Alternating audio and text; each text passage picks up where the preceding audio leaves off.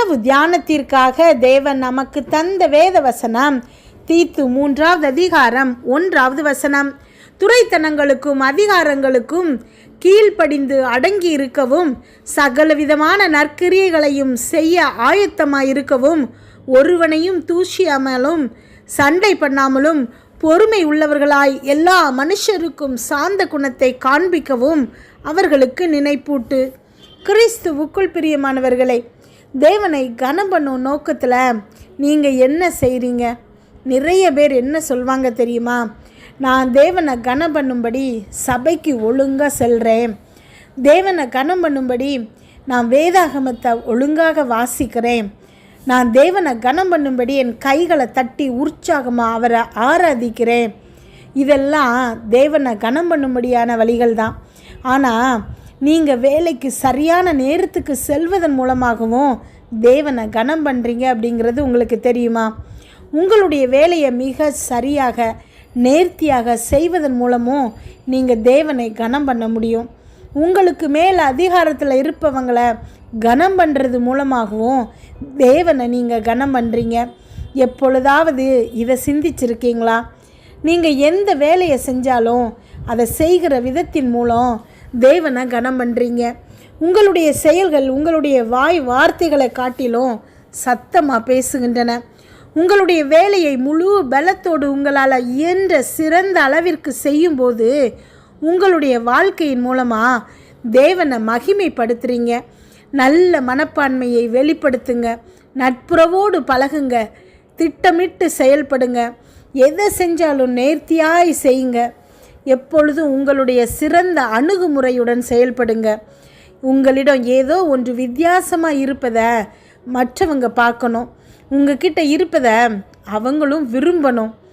உங்கள் வாழ்க்கையின் எல்லா விஷயங்களிலும் விசுவாசிகளாகிய நாம் தான் அளவுகோலை நிறுத்தணும். எதையும் உயரிய விதத்தில் மிக சிறப்பாக செய்யக்கூடிய பரிசுத்த ஆவியானவர் உங்களுக்குள்ளே வாசம் பண்ணுகிறாரு. இதை மற்றவங்க பார்க்கணும். உங்களுடைய குணத்தின் ஆழத்தை அவங்க ஆச்சரியப்பட்டு பார்க்கணும்.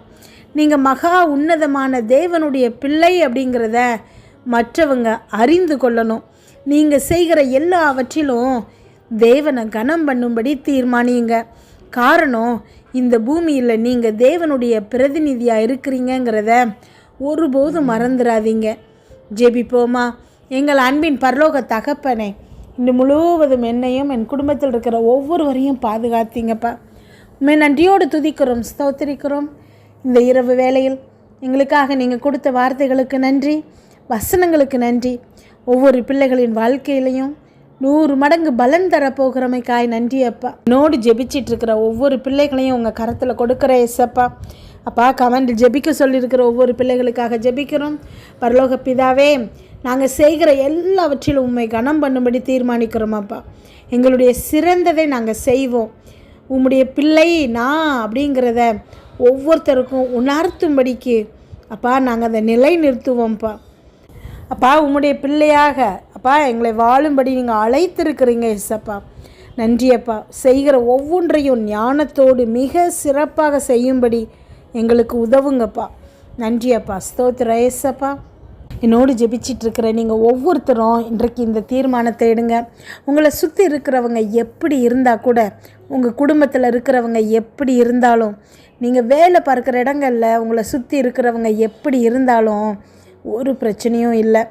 நீங்கள் சந்தோஷமாக இருக்கணும், தேவனுக்கு உண்மையாக இருக்கணும்னு தீர்மானம் பண்ணிங்கன்னா அது போதும். நீங்கள் தேவனுடைய பிரதிநிதியாக இங்கே இருக்கிறீங்க. ஹல்லேலூயா. அவருடைய பிரதிநிதியாக வாழுவதற்காக நாம் அழைக்கப்பட்டிருக்கிறோம். அப்போது நம்முடைய செயல்கள் எல்லாவற்றிலும் அவரை நம்ம பிரதிபலிக்கணும், அவரை நம்ம கனம் பண்ணணும். நம்ம வேதம் வாசிக்கிறது, ஜெபம் பண்ணுறது, ஆலயத்துக்கு போகிறது, இது எல்லாம் முக்கியம்தான். ஆனால் அதே மாதிரி நம்முடைய வாழ்க்கையில் செயல்களில் அவரை பிரதிபலிக்கிறதுலையும் அவரை கனம் பண்ணணும். நமக்கு இருக்கிற வேலையை நாம் சிறந்த முறையில் செய்கிறதன் மூலமாக அவரை கனப்படுத்த முடியும். அமேன், ஹல்லேலூயா. வேலை பார்க்குற இடங்களில் குடும்பத்தில் இருக்கிறவங்க ஒரு பிரச்சனையை மற்றவங்க டீல் பண்ணுறதுக்கும் நாம் டீல் பண்ணுறதுக்கும் ஒரு பெரிய வித்தியாசம் இருக்கணும்.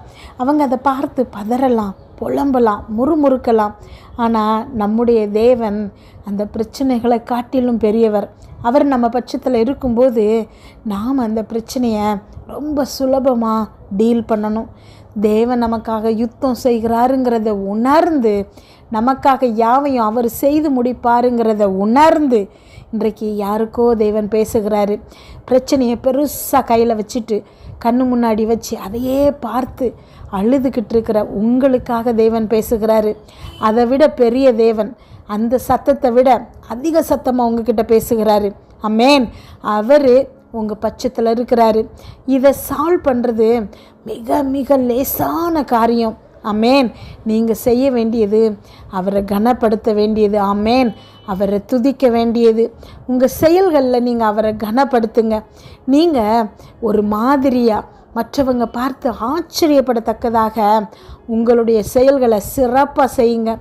உங்களால் முடிஞ்ச வரைக்கும் அதை எவ்வளவு இன்வால்மெண்ட்டோடு செய்ய முடியுமோ அப்படி செய்யுங்க. ஆமென். குதிரையோ யுத்த நாளுக்கு ஆயத்தம் செய்யப்படும், ஆனால் ஜெயமோ கர்த்தரால் வருங்கிற மாதிரி நீங்கள் உங்கள் காரியங்களை சிறப்பாக செய்யும்போது, தேவனை கனப்படுத்தும் போது அவர் உங்களை ஒரு நாளும் வெட்கப்பட விட மாட்டார். நீங்கள் இருக்கிற இடங்களில் உங்கள் தலையை உயர்த்துவார். ஆமென். நீங்கள் வெட்கப்பட்ட இடங்களில் உங்களை தேவன் கனப்படுத்துவார். மற்றவங்க எவ்வளவு மோசமாக இருந்தாலும் நீங்கள் அவங்களுக்கு நல்லவங்களாகவே இருங்க. அவங்க இருக்கிற வண்ணமாக அவங்கள ஏற்றுக்கொண்டு பழகுங்க. அவங்கள மாற்றுறதுக்கு நீங்கள் முயற்சி செய்யாதீங்க. நீங்கள் நல்லவங்களாக இருக்கும்போது அவங்க எவ்வளவு தவறு செய்தாலும் நீங்கள் மறுபடி அவங்களுக்கு நன்மை செய்யும்போது அவங்க நிச்சயமாக அதை உணர்ந்து கொள்வாங்க. இயேசு கிறிஸ்து அதை தான் செஞ்சார். அவரை சிலுவையில் அறைஞ்சவங்களை கூட தெரியாமல் செய்கிறாங்க, மன்னிச்சிருங்கன்னு சொல்லி தான் ஜெபம் செஞ்சார். ஆனால் நாம் ஒரு சிறிய தவறை கூட மன்னிக்க முடியாதபடிக்கு இருதயத்தில் அவ்வளவு வெறுப்போடு அலைகிறோம்.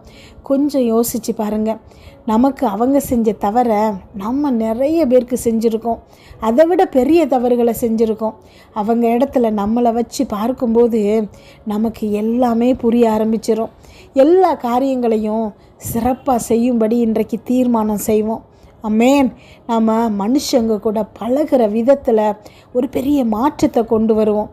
நாம் கிறிஸ்தவர்கள்னு மற்றவங்க அடையாளம் காட்டும்படி தேவனை கனப்படுத்தும் ஒரு வாழ்க்கை முறையை இன்றையிலிருந்து தெரிந்தெடுப்போம். நன்றியப்பா, ஸ்தோத்திரம் ஏசப்பா. என்னோடு ஜெபிச்சிட்ருக்கிற ஒவ்வொரு பிள்ளைகளும் இன்றைக்கு இருதயத்தில் எடுக்கிற தீர்மானத்தில் நிலைத்திருக்க செய்யுங்க ஏசப்பா. ஆவியானவர் எங்களுக்கு அதுக்கு உதவி செய்யட்டும்ப்பா. எல்லா காரியங்களையும் சிறப்பாக செய்கிறதுக்கு எங்களுக்குள்ளே இருக்கிற ஆவியானவர் எங்களை வழி நடத்தட்டும்ப்பா. முழுவதுமாக எங்கள் வாழ்க்கையில் ஒவ்வொரு பகுதியையும் உங்கள் கரத்தில் ஒப்பு கொடுக்குறோம்ப்பா. குடும்பத்தில் நாங்கள் ஆற்றுகிற பணிகள், வேலை பார்க்குற இடத்துல நாங்கள் செய்கிற வேலைகள், அப்பா எல்லா காரியங்களையும் உங்கள் கரத்தில் கொடுக்குறோம் ஏசப்பா. சகலவற்றிலும் அப்பா நீங்கள் இடைப்பட்டு எங்களுக்கு உதவி செய்கிறமை உமக்கு நன்றி செலுத்துகிறோம் அப்பா. நன்றி அப்பா. இன்று இரவு இந்த பிள்ளைகள் தூங்கும்போது சுகமான உறக்கத்தை கொடுங்க, நல்ல சொப்பனங்களை கொடுங்கப்பா.